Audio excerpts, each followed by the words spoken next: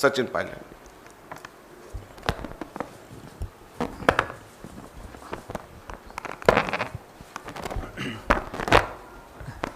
साथियों, अभी आदरणीय चिदम्बरम साहब ने और अजय माकन जी ने जो बातें बोली वो मैं समझता हूँ ना सिर्फ कांग्रेस पार्टी की सोच है, लेकिन अधिकांश भारत के नागरिक और विशेष रूप से नौजवानों के अंदर जो आज पीड़ा है उसको उन्होंने प्रदर्शित किया है।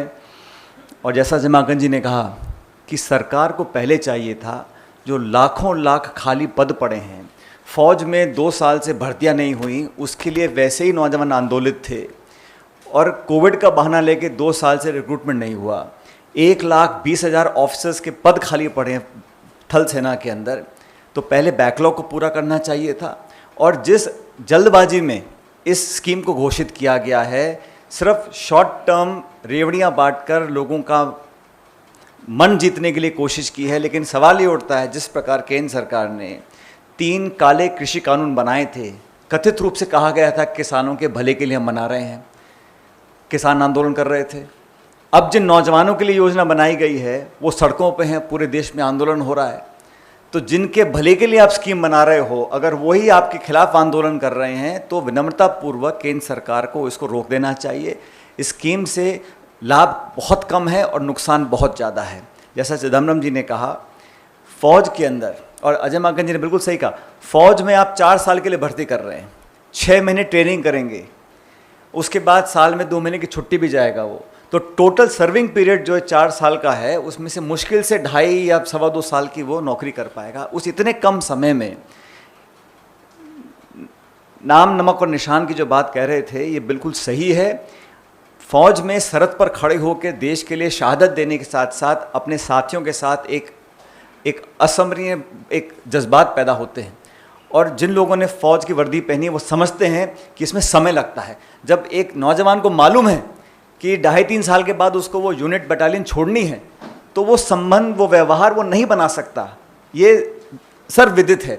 लेकिन जानबूझकर इस स्कीम को डाला गया है। हम समझते हैं इस स्कीम को तुरंत प्रभाव से रोक देना चाहिए। फौज के अंदर हमारी भारत की सेना किसी सरकार, किसी पार्टी, किसी दल से बहुत ज़्यादा कीमती है।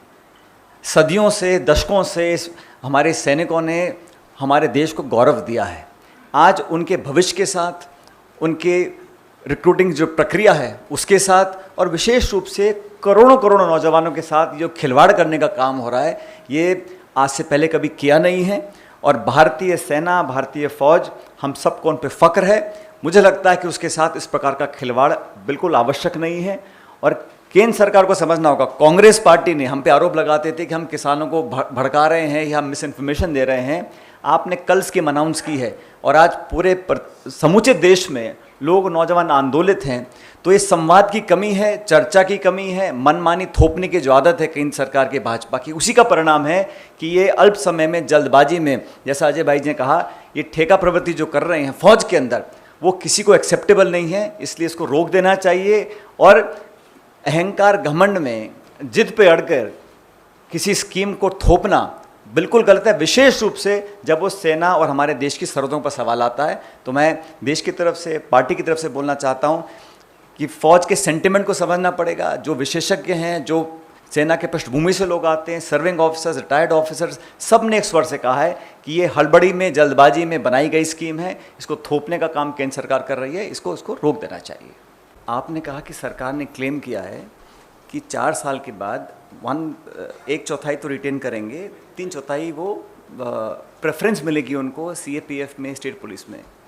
सवाल ये उठता है कि पहली बात तो जैसा चिदम्बरम जी ने कहा कि फ़ौज की ट्रेनिंग, और फ़ौज में भी इंजीनियरिंग है, आर्टिलरी है, आर्मर्ड है, वो स्पेशलाइज ट्रेनिंग होती है, 6 महीने में पूरी नहीं होगी।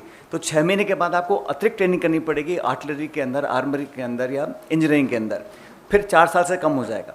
और आप जो 3 लाख लोग बाहर जाएंगे, वो अगर ITBP, CRPF, CISF भर्ती करना चाहते हैं, दैट मीन्स आप भविष्य में उन CAPF की जो भर्ती हैं उसमें और लोगों का रास्ता रोक रहे हैं। अगर इनको प्रेफरेंस मिलेगी तो जो फ्रेश रिक्रूटमेंट्स होने हैं उसमें कमी हो जाएगी। तो ये बिल्कुल सही कह रहे हैं कि आपने एक शॉर्ट टर्म सोल्यूशन सोचा है, काल्पनिक है, धरातल पर व्यवहारिक नहीं है।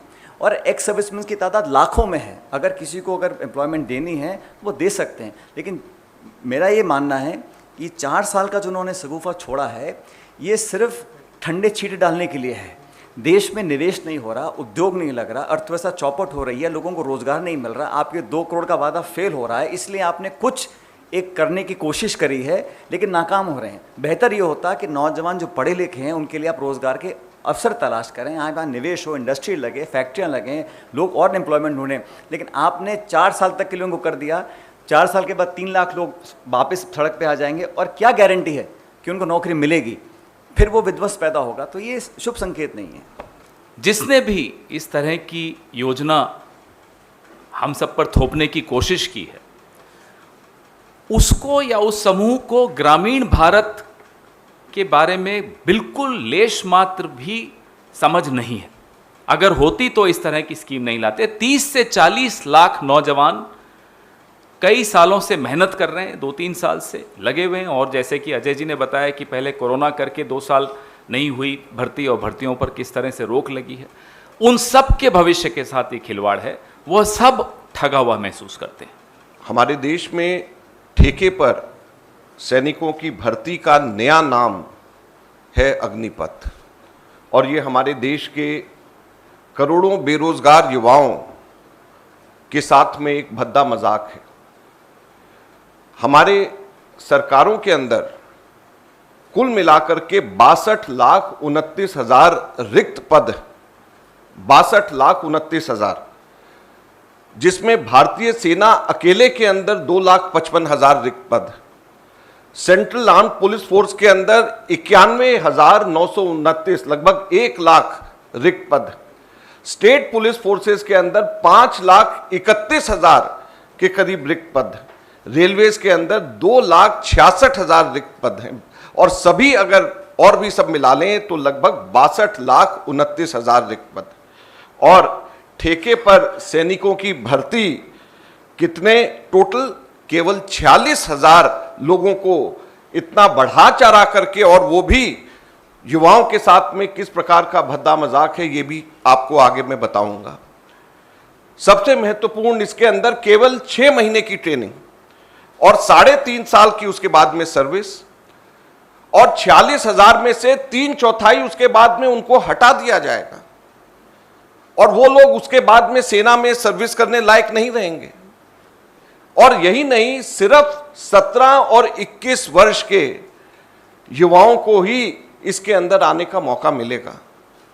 आज जब हम यहाँ पे आ रहे थे, किसी ने एक दुखद घटना बताई कि हरियाणा में एक इसी प्रकार के युवा जो कि 21 वर्ष से ज़्यादा जिसकी उम्र हो गई थी, उसने अभी आत्महत्या कर ली।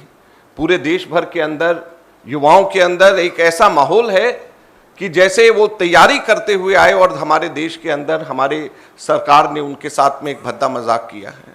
2 वर्ष से सेना में भर्ती बंद है, और उसके बाद में ये अग्निपथ ठेके के ऊपर सैनिकों को लेने का भद्दा मजाक जो किया गया है, इससे ज़्यादा शर्मदार चीज़ नहीं हो सकती। सैनिकों के लिए 4 चीज़ें सबसे ज़रूरी होती हैं, जैसे अभी चिदम्बरम साहब ने बताया। सबसे पहले हमारे सैनिक प्रशिक्षित होने चाहिए, फिर संतुष्ट और खुश होने चाहिए, तीसरा प्रेरित होने चाहिए, और चौथा सुरक्षित भविष्य उनका होना चाहिए। ये हमारे सैनिकों के अंदर होना चाहिए। लेकिन क्या वो प्रशिक्षित होंगे सिर्फ 6 महीने की ट्रेनिंग के साथ में? क्या वो संतुष्ट होंगे? केवल 30,000 रुपए शुरू की तनख्वाह मिल रही है और उसके बाद में मात्र 30,000 से 40,000 4 साल के बाद में उनको तनख्वाह होगी। क्या वो संतुष्ट होंगे? क्या वो प्रेरित होंगे? जब उनका कोई अपना यूनिट अपने के अंदर रहने के लिए नहीं होगा, अपने साथियों के लिए लड़ने के लिए, उनके लिए जान देने के लिए नहीं होगा, तो क्या हम अपने सैनिकों को इतनी प्रेरणा के स्रोत, इतने प्रेरित हम कर रहे हैं अपने सैनिकों को? क्या उनका भविष्य जब सुरक्षित नहीं होगा, जब उनको पता होगा कि हर 4 में से 3 लोग नौकरी में आगे से नहीं रहेंगे, तो क्या उनका भविष्य सुरक्षित रहेगा? तो जब वो प्रशिक्षित नहीं, जब वो संतुष्ट और खुश नहीं, जब वो प्रेरित नहीं, जब उनका भविष्य सुरक्षित नहीं, तो कैसे हमारे देश की सीमाओं की रक्षा ये सैनिक अच्छी तरीके से हमारी सेनाएं कर सकती हैं? हमारे देश की सरकार कैसे हमारी सीमाओं की रक्षा और बेहतर तरीके से कर सकती? भारत की तीनों सेनाओं की एक विशेष गरिमा, इतिहास, चरित्र व अनुशासन की परिपाटी है। सेना में सबसे बड़ा एसेट सैनिक होता है, जो यूनिट के जुड़ाव के आधार पर लड़ता है और देश की रक्षा करता है। सैनिक के बलिदान की भावना जिसे नाम, नमक व निशान के नाम से जाना जाता है, वह सालों के जुड़ाव से पैदा होता है। एक अनुशासित कमान में हर कुर्बानी देने वाला फौज के लिए परंपराओं का यह जुड़ाव उन्हें एक परिवार बनाता है तथा उस मार्ग पर चलकर वह देश के लिए सर्वोच्च कुर्बानी करने को सदैव तत्पर रहते हैं। क्या 4 साल के कॉन्ट्रैक्ट भर्ती के सैनिक इस परंपरा, परिपाटी, जुड़ाव व अनुशासन की भावना अपना पाएंगे? क्या इतने थोड़े समय में यह संभव हो पाएगा? इसलिए हमारा यह कहना है केंद्र सरकार को कि इसको एकदम से तत्काल प्रभाव से अभियान में रखें, इसको अभी साइड पे रखें। सभी लोगों से, जो हमारे सेनाओं के रिटायर्ड लोग हैं, उन लोगों से और विशेषज्ञों से बात करें और बात करने के बाद में ही इसको आगे लेकर के जाएं, ये हमारा कहना है। अव्वल तो इनको लाने से पहले ट्रायल, इसका एक हिस्से के ट्रायल पे करके फिर इनको बड़े स्केल के ऊपर लेकर के आना चाहिए था। बातचीत करनी चाहिए थी, जो इन्होंने, हमारी सरकारों ने बिल्कुल नहीं करी है और बगैर बातचीत के, बगैर सलाह मशवरा के एकदम से देश के ऊपर थोप दिया है। और साथ ही साथ में हम देश के युवाओं को भी ये कहना चाहते हैं कि वो हिम्मत ना हारे, हताश ना हो। कांग्रेस पार्टी, हमारे नेता राहुल गांधी और कांग्रेस पार्टी उनके लिए ये लड़ाई लड़ेगी और पूरी ताकत से लड़ेगी, सड़क के ऊपर आकर के लड़ेगी। वो हिम्मत ना हारे, हताश ना हो और कानून व्यवस्था को बनाए रखें। कांग्रेस पार्टी हमारे देश के युवाओं को कहना चाहती है कि हम उनके साथ में ऐसे समय में खड़े हैं और उनकी लड़ाई को हम लड़ेंगे।